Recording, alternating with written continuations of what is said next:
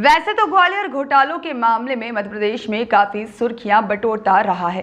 कभी व्यापम घोटाला, कभी पटवारी घोटाला, कभी सरकार घोटाला, तो कभी नर्सिंग घोटाला। लेकिन इन्हीं घोटालों के बीच ग्वालियर स्थित यशोदा रेसिडेंसी का एक मामला सामने आया है, जहां यशोदा रेसिडेंसी के रहवासी BC मिश्रा ने बिल्डर, नगर निगम, पुलिस विभाग और टाउन एंड कंट्री प्लानिंग पर बड़ा आरोप लगाया है।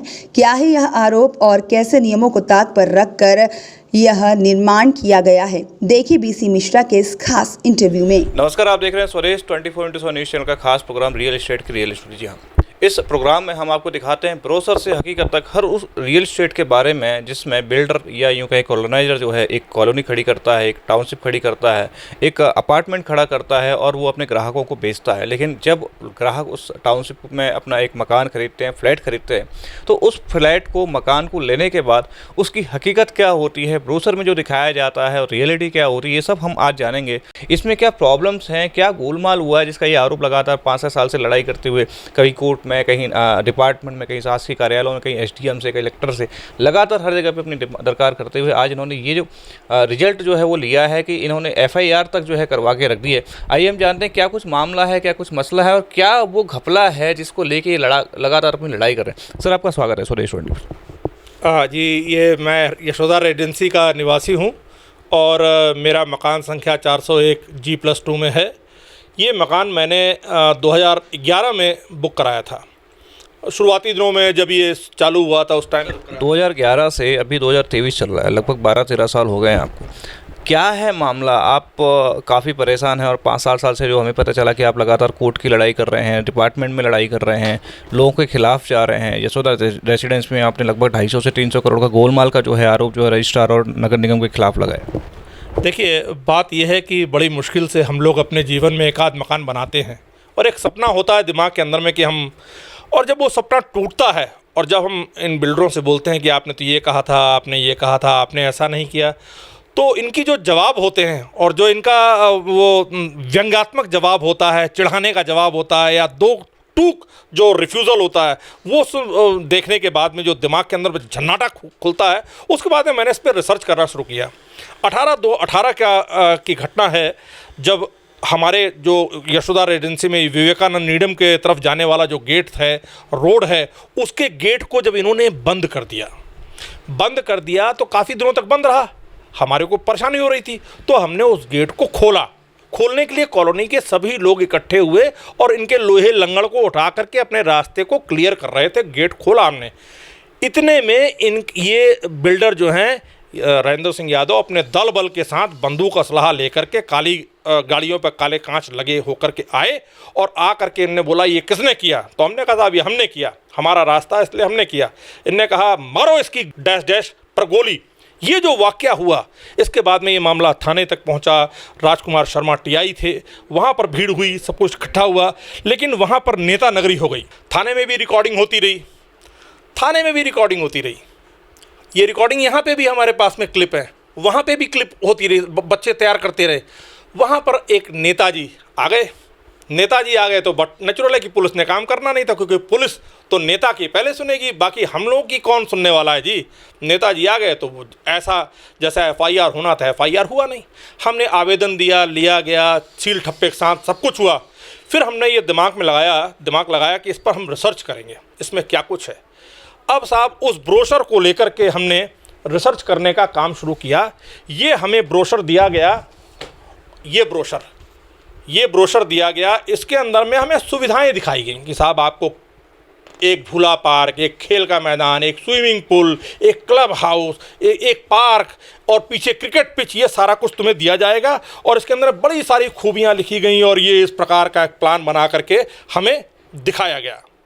और इस ब्रोशर के अनुसार काफ़ी लोग, हम सभी लोग करीब यहाँ पर 132 लोग होंगे शायद, सभी लोग इसके अंदर में फंस गए। सब ने पैसा दे दिया, साहब बहुत बढ़िया प्लान है, ये हमको दे दिया गया। इसके बन जाने के बाद में बिल्डर के दिमाग में, बिल्डर को तो मालूम था हमने क्या खेल करना है। यशोदा गृह निर्माण सहकारी संस्था बना करके, ये संस्था क्यों बनाएगी? ये संस्था इसलिए बनाएगी ताकि CRPC IPC का डायरेक्ट इंटरफियरेंस न हो उसके, और सहकारिता में आदमी उलझा रहा है और ये बड़ी बड़ी मछलियाँ उसमें से तैरती रहें, निकल जाएं, हम जैसे आदमी घुटने रगड़ते रहें और इनका कुछ न हो पाए। लेकिन हमने भी ठान लिया था, छोड़ेंगे नहीं, तब तक नहीं छोड़ेंगे जब तक तुम सलाखों के पीछे नहीं जाओगे। ये भी तय है कि मेरी रेकी हो रही है, मुझे मारा जाएगा, ये लोग ही मुझे मारेंगे। इसमें कौन कौन होगा शामिल? बिल्डर होंगे, नगर पालिका निगम के भी अधिकारी होंगे। कौन होगा? सिटी प्लानर होगा, जो अभी का सिटी प्लानर है, शातिर है, 500 करोड़ का आदमी है। इसके तो कौन है सर 500 करोड़ का आदमी? ये पवन सिंघल जी हैं, बहुत बड़ी आसामी है। जितने बिल्डर हैं ग्वालियर के अंदर में, आप 500 करोड़ के आसामी? मैं तो कह सकता हूँ साहब 500 करोड़ होता है, इससे ज़्यादा होता थोड़ा बहुत कम हो, लेकिन टेंटेटिव जो मैं कह रहा हूँ ये बिल्कुल ऐसा ही कह रहा हूँ। जितने भी बिल्डर के खिलाफ में आप शिकायत कर लीजिए, किसी के खिलाफ में शिकायत कर लीजिए, जाएगी सिटी प्लानर के पास में। सभी बिल्डर आश्वस्त हैं कि अपना आदमी बैठा हुआ है, आदमी बैठा है, आपका कुछ होगा नहीं। आप सहकारिता में जाइए, सहकारिता में उन्हें मालूम है तुम कहीं चले जाओ, वहाँ अपना आदमी बैठा, कुछ होगा नहीं। थाने में जाओ, FIR हो गई है, लेकिन FIR 14 फरवरी 2020 को हुई है कलेक्टर के आदेश पर और SP भसीन साहब के आदेश पर हुई है। लेकिन आज तक उस FIR के अंदर में 1 इंच आगे नहीं चले, क्योंकि भाई 250 से 300 करोड़ रुपए जिसने कमाया है, वो तो पुलिस वाले तो वहाँ पर मिठाई के अगल बगल, रसगुल्ले के अगल बगल भिनभिनाते रहेंगे। उनको सच झूठ से क्या लेना देना, न्याय के लिए थोड़ी बैठे हैं। आप पुलिस पर आरोप लगा रहे हैं, जबकि पुलिस के अधिकारी के आदेश पर ही FIR दर्ज की गई। अरे तो साहब, एक अधिकारी ईमानदार हो सकता है, दूसरा अधिकारी तो बेईमान हो सकता है। वो चला गया तो आज तक कुछ नहीं हुआ, 3 वर्ष तक FIR पे कुछ नहीं हुआ। आप सोचिए, गिरफ्तारी किसी की नहीं हुई जब उसमें 1 इंच काम ही नहीं हुआ। दोषी नगर निगम के दोषी अधिकारी कर्मचारियों को के खिलाफ में दंडात्मक कार्रवाई यथाशीघ्र करी जाए और इसका प्रतिपालन रिपोर्ट 1 माह के अंदर दिया जाए। आप बताइए, आज 13 जनवरी और आज हम कहाँ बैठे हैं? कोई कार्रवाई नगर निगम ने नहीं की, कोई कार्रवाई नहीं की। कलेक्टर साहब नए आ गए, इन्होंने फिर दिया कि नहीं, आप वो आदेश सही है, उसके अंदर में कोई काट-छाट नहीं होगा, तत्काल उसका पालन करें। उसको दिए आज 6 महीने हो गया, कोई कार्रवाई। कौन डरता साहब? इसका मतलब एक कलेक्टर के आदेश की कोई वैल्यू नहीं है। इसका तो हमें ये बताइए सर कि यशोदा रेसिडेंसी, यशोदा टावर में जो आप कह रहे हैं कि 250 से 300 करोड़ की इन्होंने पैसे कमाए, वो कैसे कमाए? उसमें 3 विभाग हैं, 3 विभाग, तीनों विभागों से ये रिसर्च करने पर पता लगता है। एक तो सहकारिता विभाग है। सहकारिता विभाग सारी गलतियां तो निकालता है, लेकिन वो गलती जो उसके दस्तखत के नीचे पकड़ी जाती है, तो मैं समझता हूँ करीब करीब 70 से 98 करोड़ तो उनके पास में है। ऑडिट रिपोर्ट्स में जो मेरे पास में है, जो प्रशासन को दी हुई है, उसमें इतना है। अब आप ये देखिए कि ये जितने डुप्लेक्स बने हुए हैं, ये डुप्लेक्स की परमिशन थी, ग्रुप हाउस रो की परमिशन थी, यानी ग्रुप हाउस रो बना के आप बेचेंगे। क्या बेचा गया? 28 फरवरी 2011 को परमिशन मिलती है कि आप कॉलोनी का निर्माण करें। उस कॉलोनी के निर्माण में आप डुप्लेक्स बनाएंगे, डुप्लेक्स बना के बेचेंगे। लेकिन आपने ठीक 1 महीने के अंदर तमाम लोगों की प्लॉटों पे रजिस्ट्री कर दी। बताइए, 45 लाख का डुप्लेक्स की मोटी मोटी 4.5 लाख रुपए स्टैम्प ड्यूटी होती है।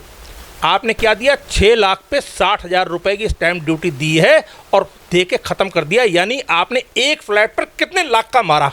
इसका कोई मोटा मोटी दस्तावेज है आपके पास? सब कुछ है साहब, सारा ऑन रिकॉर्ड है।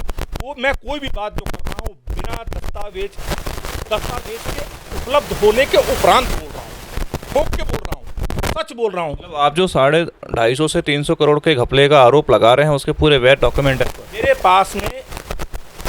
150 करोड़ तक तो पहुँचता हूँ, उसके बाद में जांच एजेंसियों को करना पड़ेगा। हो सकता है ये 300 करोड़ पार हो, प्रोजेक्ट हो सकता है पूरा 100 करोड़ के अंदर का हो, लेकिन उसके अंदर में लूट की व्यवस्था 300 करोड़ के ऊपर पे हो। शासन के राजस्व को, ये मैं अकेले नहीं कह रहा हूँ, ये सहकारिता विभाग की जांच रिपोर्ट कह रही है कि शासन के राजस्व को चूना लगाया गया। नगर निगम की रिपोर्ट कह रही है, जांच रिपोर्ट कह रही है कि हमारे अधिकारी कर्मचारियों ने कॉलोनाइजर को फायदा पहुंचाने के लिए कॉलोनी का विनाश किया।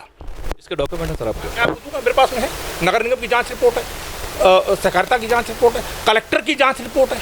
आपको कौन सी जांच रिपोर्ट चाहिए? सभी जांच रिपोर्टें क्लियर कर चुकी हैं कि मैं जो कुछ कह रहा हूं वो उन आधारों पे कह रहा हूं। ये इतना बड़ा होने के बाद आज भी कुछ नहीं हुआ, लानत है।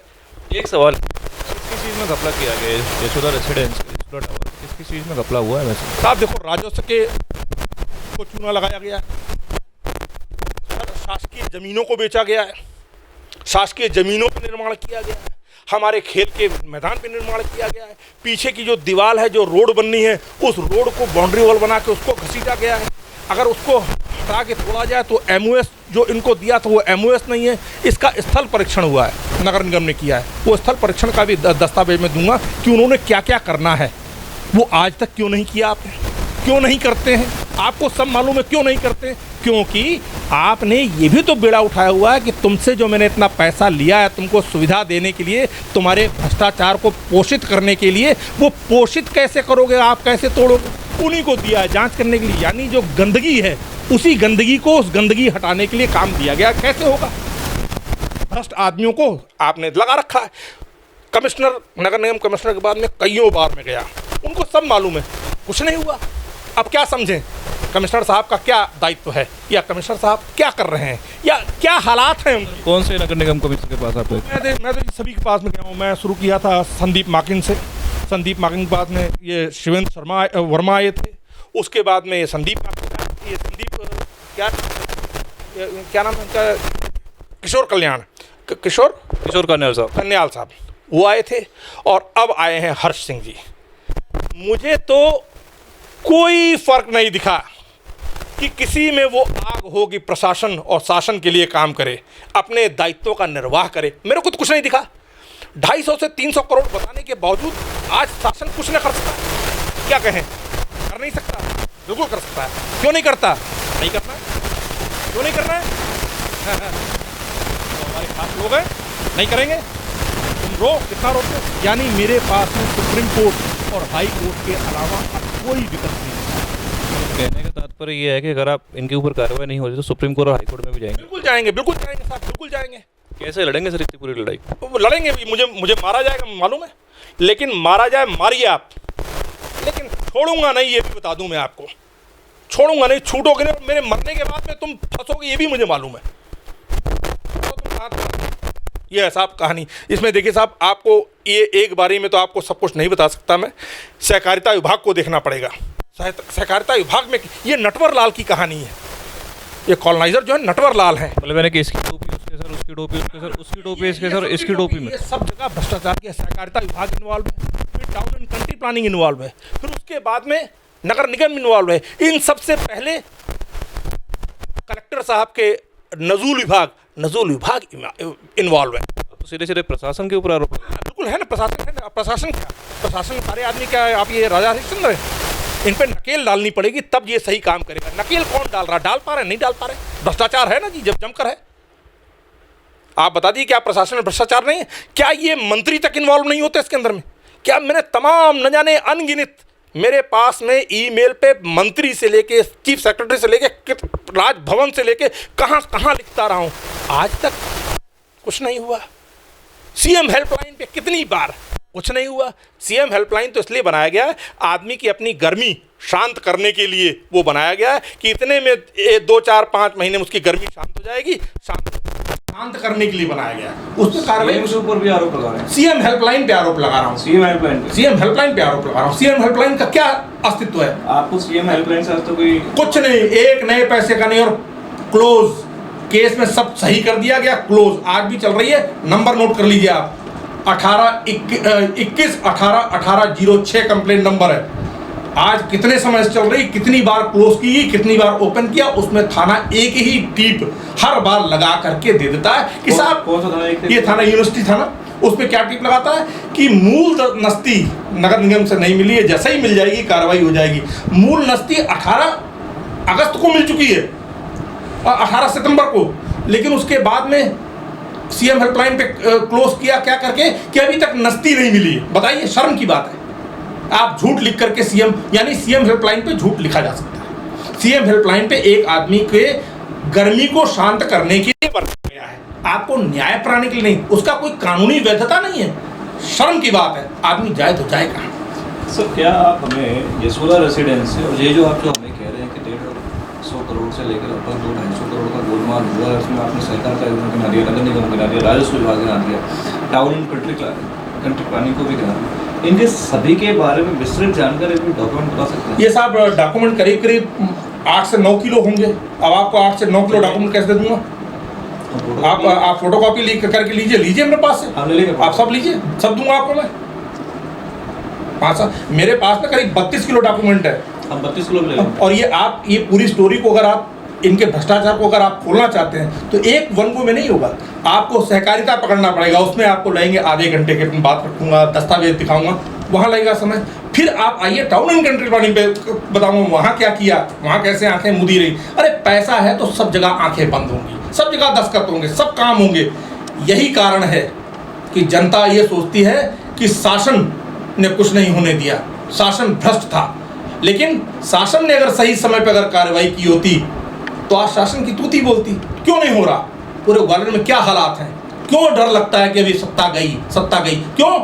क्योंकि हमारे प्रधानमंत्री जी की कार्यशैली बहुत बढ़िया है, लेकिन उसके नीचे जो पनप रहे हैं वो क्या कर रहे हैं? ये नेतागिरी या मंत्री और सांसद, ये बनना, विधायक बनना, सिर्फ जनता को बोलना कि तुम्हारी ये काम करेंगे, इसके पीछे क्या है, अपनी कितनी पूंजी इकट्ठा करेंगे, ये उससे संबंधित है। जनता कहाँ है? जनता कहीं नहीं, जनता वोट देने तक है। उसके बाद में ये भ्रष्टाचारी उनके साथ में मिलने के लिए। मिश्रा जी, मेरा सवाल, एक आखिरी सवाल ये है कि लगभग कितने लोग इन्वॉल्व होंगे इस पूरे गोलमाल में, पूरे घोटाले? मैं समझता हूँ साहब, अगर आप लिस्ट बनाएंगे तो 26 तो आपके यशोदा गृह निर्माण सहकारी संस्था के हो गए, 7 या 8 नगर निगम के लोग बाग हैं, उसमें जो पूर्व के कमिश्नर हैं जिन्होंने यहीं यशोदा रेजिडेंसी के पास ही मकान बनाया हुआ है, उनके उसमें दस्तखत मिलते हैं, उनकी आंख के नीचे सब कुछ हुआ है, नाक के नीचे हुआ है। तब भी सिटी प्लानर पवन सिंघल थे, आज भी सिटी प्लानर पवन सिंघल हैं। प्रमोद चौहान ड्राफ्ट्समैन थे, रिटायर हो गए हैं, रिटायर होकर कहीं चले आए। सीपी पांडे या आर.के. पांडे पहले सिटी प्लानर थे, वो सागर चले गए थे, जॉइंट कमिश्नर बन गए थे, वो बन गए थे आपके टाउन एंड कंट्री प्लानिंग के जॉइंट डायरेक्टर। लगभग कितने लोग होंगे सर, मेरा सवाल? ये मेरे ख्याल से करीब 45 तक, 40-45 लोगों की पूरी टीम ने मिला के 150 से 200 करोड़ का गोलमाल कर, 250 से 300 करोड़, ये ऊपर भी जा सकता है या थोड़ा बहुत नीचे भी जा सकता है। ये जांच का विषय है, जांच चल रही है, जांच का विषय है। और मेरी ये जो जांच है सर, ये कहाँ चल रही है जांच? जो आप बता रहे हैं जांच चल रही है, कहाँ चल रही है जांच? ये साहब जांच, एक तो FIR आपके यहाँ हो चुकी है, एक जांच प्रथम श्रेणी मजिस्ट्रेट के पास चल रही है जिसमें 26 आरोपी हैं, एक जांच आर्थिक अपराध में चल रही है, एक केस जो है सिविल केस आपके ADJ की कोर्ट में चल रहा है ग्वालियर में, एक रेरा में चल रहा है। अब इतने चल रहे हैं, कलेक्टर साहब के यहाँ से आदेश हो चुका है, 13 जनवरी मैंने आपको बताया, वो हो चुका है। तो है कुछ नहीं, सब कुछ साफ है, लेकिन काम नहीं होगा। कागजों पे चलाएंगे, काम नहीं करेंगे, काम नहीं होने देंगे। आप सुप्रीम कोर्ट जाइए या हाई कोर्ट, वहीं से कुछ हो पाएगा तो हो पाएगा। कलेक्टर की नहीं मानेंगे, कलेक्टर के आदेश को नहीं मानेंगे, ये साफ साफ संदेश है साहब। और कलेक्टर में भी आपकी अगली तैयारी क्या है? मेरी अगली तैयारी साहब हाई कोर्ट है, और हाई कोर्ट से फिर सुप्रीम कोर्ट है। हाई कोर्ट से ही काम हो जाएगा। मैं CBI की जांच करवाना चाहेंगे, आर्थिक अपराध इनके खिलाफ में लगाना चाहेंगे। आपने जो आरोप लगाए हैं, आपने कहा कि आपके पास 9 किलो से लेकर 32 किलो तक के डॉक्यूमेंट हैं। क्या वो 32 किलो के पूरे डॉक्यूमेंट आप हमें दे सकते हैं फोटोकॉपी करके? उसके पैसे हम दे देंगे। हाँ, वो दे सकते हैं, क्यों नहीं दे सकते हैं। ये सारा कुछ तो अंडर स्क्रूटनी है, दे सकते हैं, वाई नॉट। ये डॉक्यूमेंट तो आपने देखा कि किस प्रकार से यशोदा रेसिडेंसी में लगभग 250 से 300 करोड़ के गोलमाल की बात जो है, एक बड़ा आरोप PC मिश्रा जी ने जो है लगाया है। और इन्होंने ये भी बताया कि कई डिपार्टमेंट में, हाई कोर्ट में, कलेक्टर ऑफिस में, कई जगहों पर EOW में इसकी शिकायत की गई है, जाँच चल रही है, लेकिन कार्रवाई लगभग अभी तक इनके अनुसार नहीं हुई है। अब देखना ये होगा कि अगले एपिसोड में ये हमें कौन से दस्तावेज देते हैं और कौन से डिपार्टमेंट की ये पोल खोलते हैं। रियल इस्टेट की रियल स्टोरी में हम ऐसे ही मसालेदार धमाके आपको दिखाते रहेंगे। तब तक देखते रहिए आप स्वदेश 2047 ग्वालियर।